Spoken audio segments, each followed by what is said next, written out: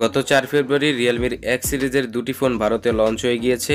একটি হচ্ছে Realme X7 আর অপরটি হচ্ছে রিয়েলমি X7 প্রো। আর একই ফোন এর আগে চীনে লঞ্চ হয়েছে রিয়েলমি B15 নামে।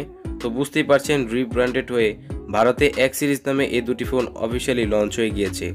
তাই আজকের এই ভিডিওতে আমরা শুধুমাত্র রিয়েলমি এক্স সিরিজের রিয়েলমি X7 প্রো এই ফোনটির বিশেষ কিছু কনফিগারেশন নিয়ে আলোচনা করব এবং এর স্পেসিফিকেশন নিয়ে ইন ডিটেলসে আলোচনা করব এবং ভিডিও শেষে বলে দেব এই ফোনটি বাংলাদেশে কবে লঞ্চ হতে যাচ্ছে এবং বাংলাদেশে যদি এই ফোনটি লঞ্চ হয় তাহলে এই ফোনটির দাম কত হতে পারে। তাই বুঝতেই পারছেন ভিডিওটা কতটা ইন্টারেস্টিং হতে যাচ্ছে। তাই ভিডিওতে একটি লাইক করে চ্যানেলটিকে সাবস্ক্রাইব করে ফুল ভিডিওটি এনজয় করুন। আসসালামু আলাইকুম বন্ধুরা, আমি আছি মোহাম্মদ শাহিন হোসেন। আপনারা দেখছেন টেকনিক্যাল 0.1।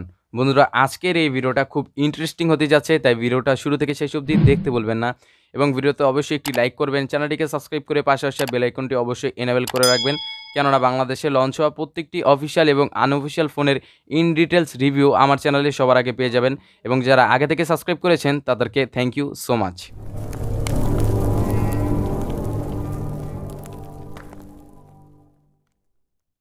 ফোনটির বক্স কন্টেন্ট হিসেবে থাকছে একটি চার্জার কেবল, 65 ওয়াটের একটি ফাস্ট চার্জার, একটি ব্যাক কভার এবং কিছু ইউজার ম্যানুয়াল গাইড এবং আমাদের কাঙ্ক্ষিত ফোনটি।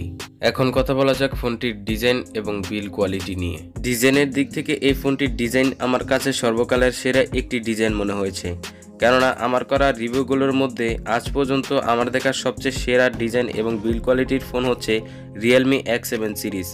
ফোনটির ব্যাকসাইডে ইউজ করা হচ্ছে কর্নিং গরিলা গ্লাস 5 প্রোডাকশন এবং চারপাশে রয়েছে কার্ভ করা বড় করে লেখা আছে ডেয়ার টু লিভ এবং রয়েছে অনেকগুলো গ্রিটেন কালারের সংমিশ্রণ, যার নাম রাখা হয়েছে ফ্যান্টাসি কালার। আমার কাছে যথেষ্ট ভালো লেগেছে এই ফোনটির কালার। ফোনটির ওজন হচ্ছে 184 গ্রাম, তাই বুঝতে পারছেন ফোনটি যথেষ্ট হালকা। ফোনটিতে দুটি সিম কার্ড ইউজ করার সুবিধা রয়েছে, তবে থাকছে না কোনো মাইক্রো এসডি কার্ড ইউজ করার মতো সুবিধা। মাইক্রো এসডি কার্ড ইউজ করার মতো সুবিধা না থাকলেও থাকছে UFS 2.1 এর মতো দুটি র্যাম ভেরিয়েন্ট, যেখানে থাকছে 128 জিবি এবং 256 জিবি র্যামের মতো একটি বিশাল স্টোরেজ। এখন কথা বলা যাক ফোনটির ডিসপ্লে নিয়ে। ফোনটির ডিসপ্লে হিসেবে থাকছে 6.55 ইঞ্চের একটি সুপার অ্যামোলেড ডিসপ্লে, যার রেজলিউশন হচ্ছে 1080x2400 পিক্সেল, রয়েছে 120 হার্জের রিফ্রেশ রেট, রয়েছে 402 পিপিআই ডেন্সিটি।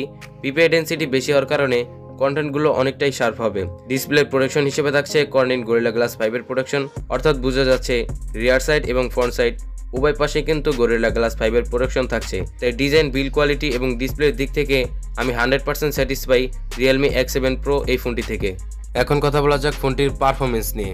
ফোনটিতে থাকছে মিডিয়াটেক ডায়মন্ডসিটি 1000+, যেটা 7 ন্যানোমিটার তৈরি একটি অক্টাকোর প্রসেসর, যার ম্যাক্সিমাম ক্লক স্পিড 2.0 GHz, রয়েছে মালি G77। ফোনটি অ্যান্ড্রয়েড 10 এবং রিয়েলমি ইউআইতে রান করছে। মিডিয়াটেক ডায়মন্ডসিটি 1000+ নিতান্তই একটি 5G প্রসেসর এবং একটি নতুন প্রসেসর। এই প্রসেসরে রয়েছে অনেকগুলো ফিচার। প্রসেসরটি দিয়ে আপনারা ডে টু লাইফ ইউজ করার জন্য সবকিছু খুব ভালোভাবে হ্যান্ডেল করতে পারবেন। ফোনটিতে ভালো গেমিংও করা যায় এই প্রসেসর দ্বারা, তাই প্রসেসরের দিক থেকে কোনো কম্প্রোমাইজ করেনি রিয়েলমি X7 প্রো এই ফোনটি। তাই সবকিছু মিলে যদি আপনি স্মুথ একটা এক্সপিরিয়েন্স চান তাহলে এই প্রসেসরটি সত্যি একটি মানসম্মত প্রসেসর। এখন কথা বলা যাক ফোনটির ক্যামেরা সেকশন নিয়ে। ফোনটিতে থাকছে কোয়াড ক্যামেরা সেটআপ, যার মেইন ক্যামেরা হচ্ছে 64 মেগাপিক্সেলের একটি সোনি সেন্সর ক্যামেরা, 8 মেগাপিক্সেলের আলট্রাওয়াইড ক্যামেরা, 2 মেগাপিক্সেলের ম্যাক্রো এবং 2 মেগাপিক্সেলের ডেপথ সেন্সর ক্যামেরা।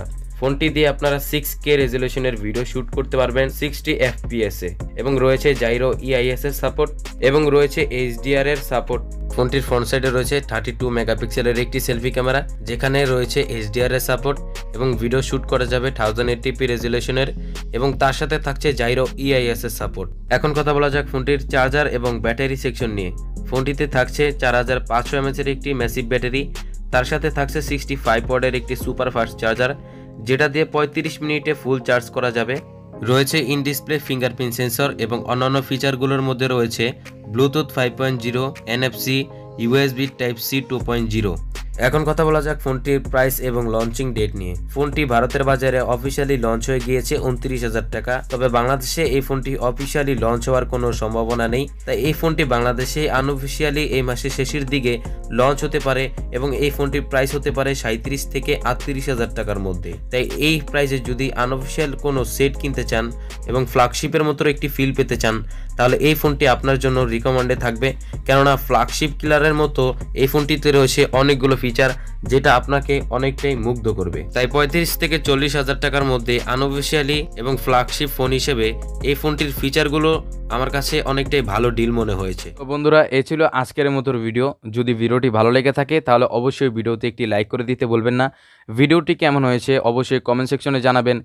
আর আপনার যদি মনে হয়ে থাকে যে আমার চ্যানেল থেকে কিছু জানতে পারছেন তাহলে অবশ্যই আমার চ্যানেলটিকে সাবস্ক্রাইব করবেন। দেখা হচ্ছে অন্য কোনো এপিসোডে, ততক্ষণ পর্যন্ত ভালো থাকবেন সবাই। খোদা হাফেজ।